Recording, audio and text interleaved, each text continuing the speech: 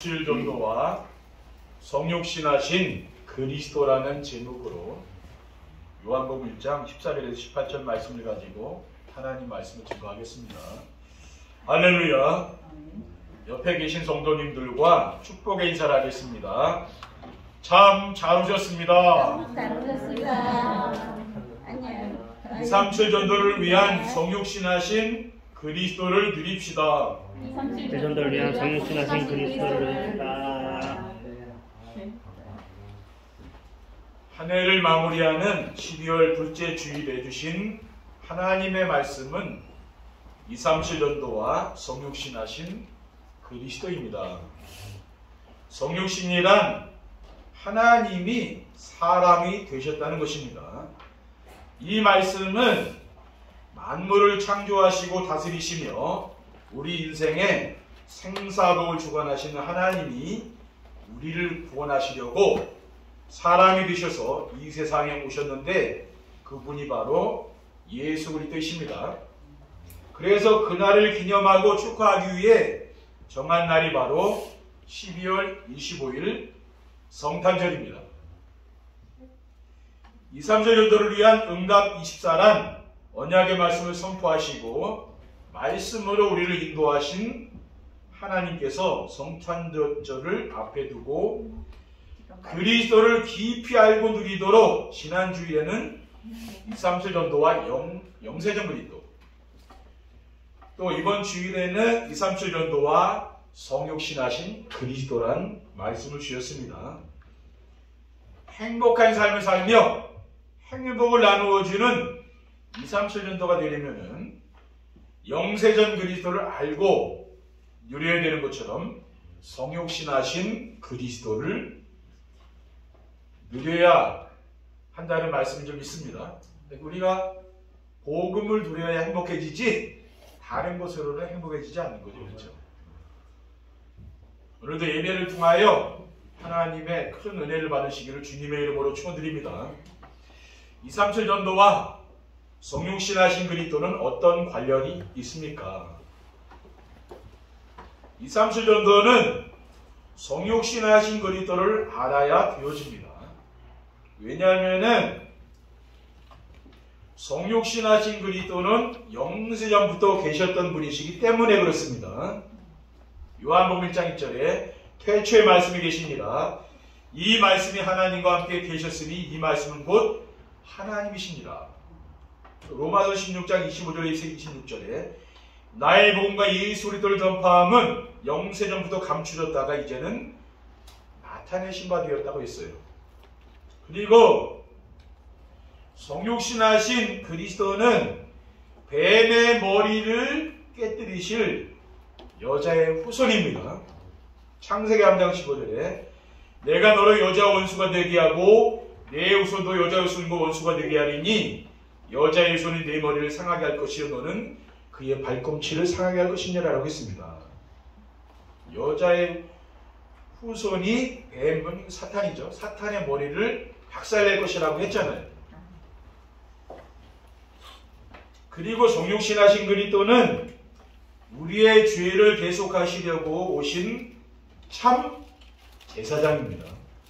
로마서 8장 1절에 2절에 그러므로 이제 그리스도 예수 안에 있는 자에게는 결코 정죄함이 없나니 이는 그리스도 예수 안에 있는 생명의 성령의 법이 죄와 사망의 벌써 너를 해방하였음이라고 했습니다.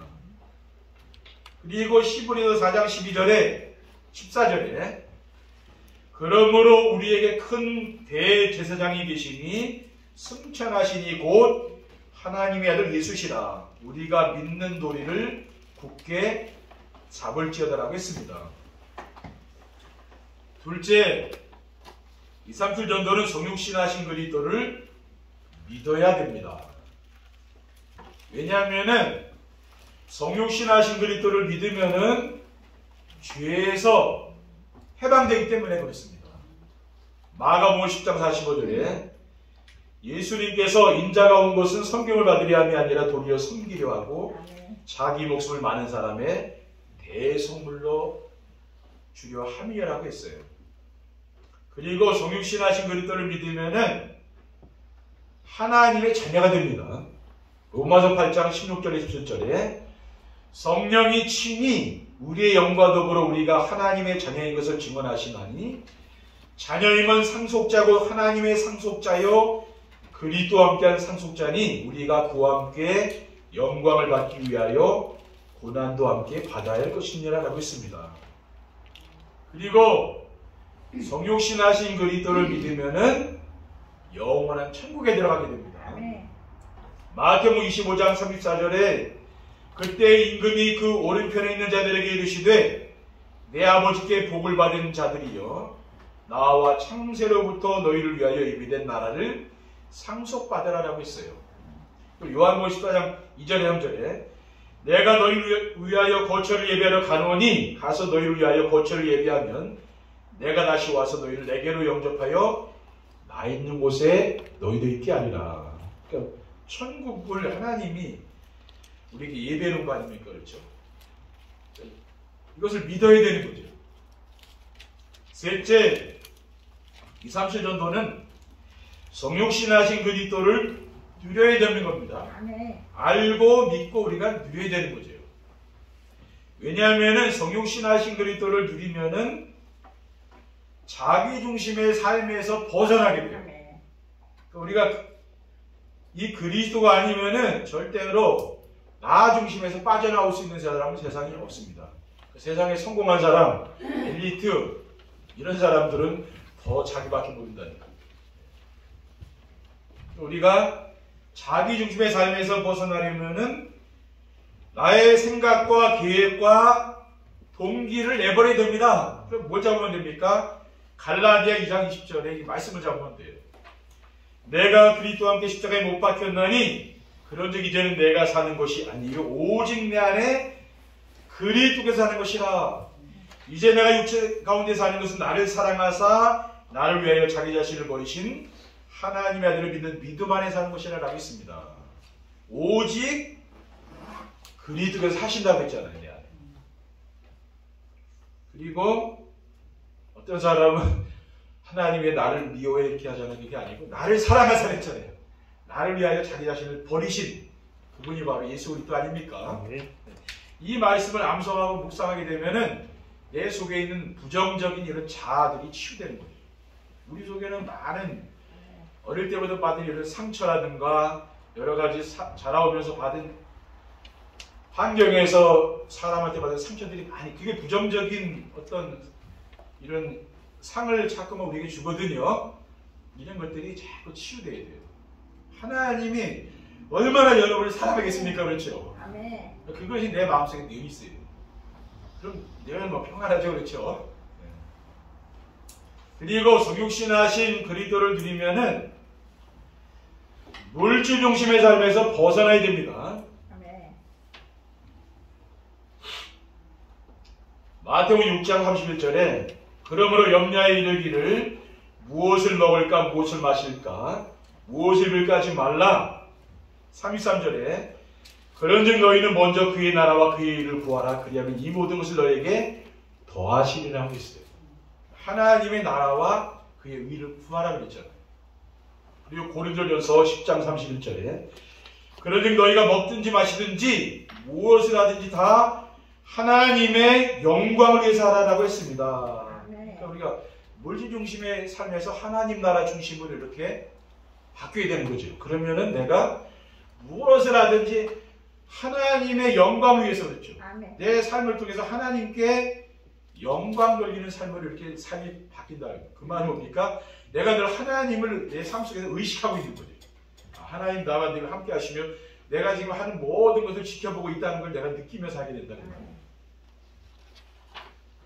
그리고 성육신하신 그리스도를 누리게 되면은 성공 중심의 삶에서 벗어나게 되죠. 세상 사람들은 지금 성공을 향해 달려가고 있잖아요. 그렇죠?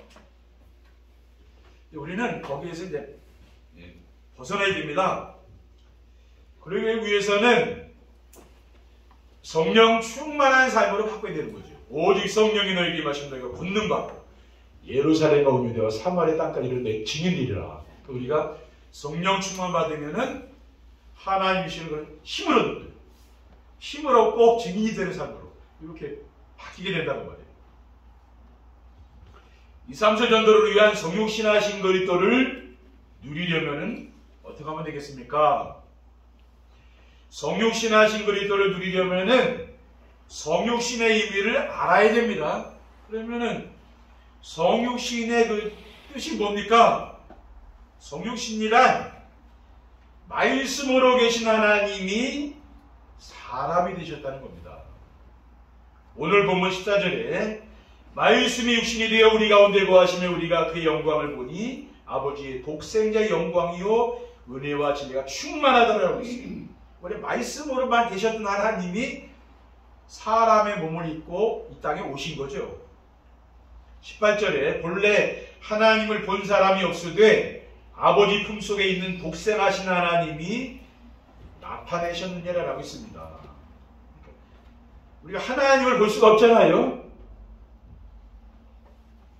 예수 그리스도를 통해서 하나님이 어떤 분인가를 우리가 알 수 있는 거죠. 그러니까 내가 꿈에서 뭐 보고 내가 환상에서 뭐 들은 게 그 하나님입니까? 하나님이 아니죠. 하나님 보면 죽어요. 구약에 하나님 보자면 죽는다니까요. 하나님 절대 볼 수가 없습니다. 하나님 음성도 내가 막 들을 수가 없어요. 성경 말씀을 통해 듣는 것이지 하나님 음성을 내가 어떻게 듣습니까? 그렇죠? 네. 들을 수가 없는 거예요. 그리고 성육신이란 창조주 하나님이 피조물인 사람이 되셨다는 것입니다. 요한복음 1장 9절에서 12절에 참 빛고 세상에 와서 각 사람에게 비추는 빛이 있었나니 그가 세상에 계셨으며 세상은 그로 말미암아 지은 바 되었으되 세상이 그를 알지 못하였고 자기 땅에 오매 자기 백성이 영접하지 아니하였으나 영접하는 자 곧 그 이름을 믿는 자들에게는 하나님의 자녀가 되는 권세를 주셨습니다라고 했습니다. 네. 그러니까 참빛. 이 세상은 지금 어둠에 가득 차 있잖아요. 그 어두운 세상을 밝히는 빛이 참빛이거든요. 그 빛이 뭐예요? 그 빛이 바로 예수 그리스도입니다. 그래서 피조물인 사람의 몸을 입고 이 땅에 오신 거죠. 그리고 성육신이란 예수 그리스도는 참 하나님이시며 참 사람이라는 것입니다. 왜 참 사람입니까? 우리는 원죄를 가지고 태어났지만 예수 그리스도는 죄가 없이 성령으로 마리아의 몸에서 잉태됐거든요. 그러니까 그분은 참 사람이죠. 왜? 우리와 같은 죄가 없는 분이라니까요. 그리고 참 하나님이셔요. 하나님이 사람의 몸을 입고 오신 예수 그리스도는 인성과 신성을 가지고 계시는 분이십니다. 인성은 뭡니까? 사람의 성품, 신성은 하나님의 성품. 두 가지를 다 가지고 계신 분이 바로 예수 그리스도예요. 그러니까 예수 그리스도는 십자가에 달려 돌아가실 때는 우리가 똑같은 몸을 갖고 있기 때문에 너무 죽기 싫잖아요. 그렇죠? 아프잖아요. 그건 사람의 성품이잖아요. 근데 그분은 하나님의 또 성품을 가지고 있는 거죠. 그렇죠? 그게 다릅니다. 요한일서 5장 19절에서 20절에 또 아는 것은 우리는 하나님께 속하고 온 세상은 악한 자 안에 처한 것이며 또 아는 것은 하나님의 아들이 이르러 우리에게 지각을 주사 우리로 참된 자를 알게 하신 것과 또한 우리가 참된 자 곧 그의 아들 예수 그리스도 안에 있는 것이니 그는 참 하나님이시요 영생이니라 라고 했습니다. 둘째, 성육신하신 그리스도를 누리려면은 성육신하신 이유를 알아야 됩니다. 예수 그리스도께서는 왜 성육신했습니까? 그 이유는요, 하나님이 우리와 함께 하시 위함입니다. 마태복음 1장 23절에 보라 처녀가 잉태하여 아들을 낳을 것이요 그의 이름은 임마누엘이라 하리라 하셨으니 이를 번역한즉 하나님이 우리와 함께 계시답니다. 그러니까 왜 예수 그리스도께서 이 땅에 오셨습니까? 우리와 함께 하려고 오신 거죠. 그렇죠? 그리고 그리스도께서 성육신하신 이유는 사탄의 권세에서 우리를 해방하시기 위함입니다. 세상 사람들은 마귀한테 지금 다 잡혀있는 거 아닙니까? 그렇죠? 그게 세상 풍습을 따라가고 우상을 섬기고 그게 다 뭡니까? 그게 마귀한테 잡혀있는 거거든요. 우리는 이 사탄의 것에 해방하시러 오신 거죠. 아멘. 요한일서 3장 8절에 죄를 짓는 자는 마귀에게 속하나니 마귀는 처음부터 범죄합니다. 하나님의 아들이 나타나신 것은 마귀를 멸하라 함이라 라고 했습니다. 아멘. 그리고 그리스도께서 성육신하신 이유는 무엇입니까? 이 죄 때문에 우리가 지옥 가는 거 아닙니까? 그렇죠? 그래서 지옥에 들어가야 할 우리의 죄를 계속하시기 위함입니다. 베드로전서 3장 18절에 19절에 그리스도께서도 단번에 죄를 위하여 죽으사 의인으로서 불의한 자들을 대신하셨으니 이는 우리를 하나님 앞으로 인도하려 하심이라.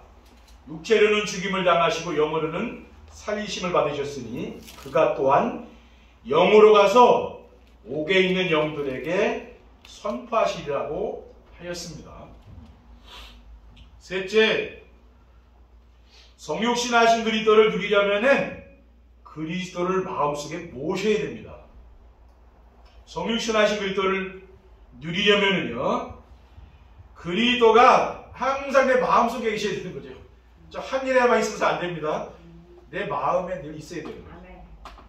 로마서 10장 9절에 10절에 내가 만일 내 입으로 예수를 주로 신하며 또 하나님께서 그를 죽은 자 가운데서 살리신 것을 내 마음에 믿으면 구원을 받으리라. 사람이 마음으로 믿어 의에 이르고 입으로 신하여 구원에 이르느니라라고 했습니다.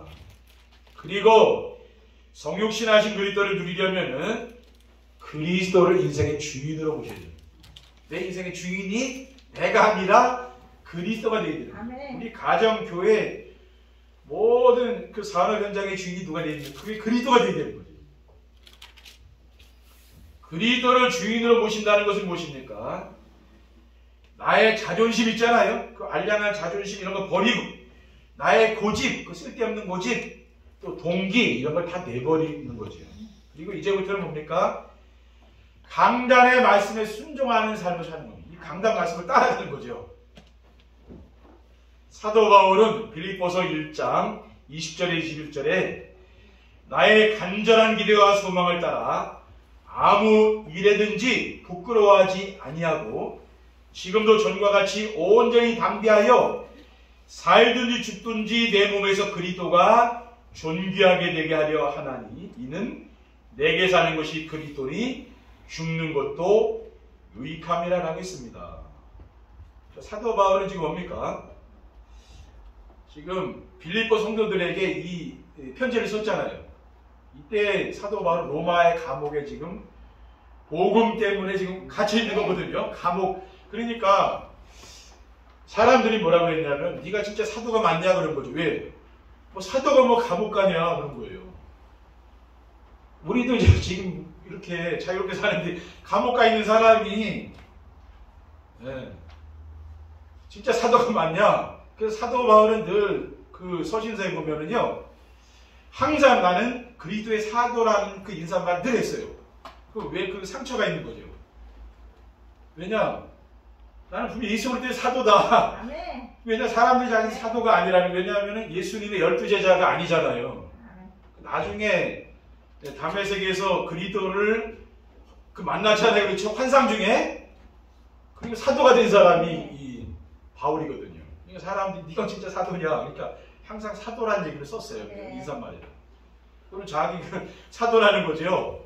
그러니까 여기도 뭐냐면은 진짜 사도가 왜 감옥 갇혀야 되냐? 그러니까 거기에 대해 변명을 또 하는 거죠. 그러면서 나는 감옥에 있지만은 살든지 죽든지 나는 그리스도가 내 몸에서 존귀하게 되길 원한다. 이렇게 이야기하는 거예요. 사도 바울은 뭡니까? 거기서 진짜 복음을 더 깊이 누리게 되는 거죠. 그렇죠? 제가 항상 말씀드리지만은 달마다 강단의 말씀을 듣고 기록하며 포럼하는 정십의 축복을 누리면은 그리스도가 오직 되게 돼 있어요. 왜냐? 강단에서 오직 복음이 섭취되니까 내가 메시지를 들으면 그리스도 오직 그렇게 되는 거죠. 그렇죠? 왜냐? 우리 듣는 대로 가게 되는 거 아닙니까? 예배를 드릴 때 내가 어떤 말씀에 은혜 받느냐가 근데 중요하거든요. 그렇죠? 내가 어떤 교회 다니냐가 중요해요. 왜? 그 목사님이 어떤 메시지를 나한테 해주냐에 따라서 내가 그 영향을 다 받는 거 아닙니까? 그렇잖아요. 이게 중요하거든요. 그리스도가 오직이 된다는 것은 무엇입니까? 그리스도 하나로 충분하고 만족한 삶을 사는 건데 세상 것으로 만족한 게 아니라 그리스도 한 분을 내가 만족하고 충분한 삶을 사는 거예요. 그러면은 세상의 어느 사람도 부럽지 않고 두려운 것도 없는 평안을 누리게 되는, 세상 사람들이 없는 평안을 나는 누리게 되는 거죠. 요한복음 16장 33절에 이것을 너희에게 이르는 것은 너희로 내 안에서 평안을 누리게 하려 합니다. 세상에서는 너희가 환난을 당하나 담대하라, 내가 세상을 이기었노라 라고 있습니다. 여러분이요, 어떤 일이 있어도 내 마음이 평안하면은 다 모든 걸 이겨나갈 수 있다니까요. 근데 내 마음이 힘들면은 진짜 하나 작은 문제도 이겨나가기 힘들다니까. 왜? 마음이 힘드니까. 근데 평안하면 누가 나한테 뭐라 해도 다 이해된다니까요. 내 마음이 힘들면 가장 사람 말에 늘 거기에 시험 들어요. 왜? 내가 지금 힘든데, 그렇죠? 우리는 힘을 길러야 됩니다.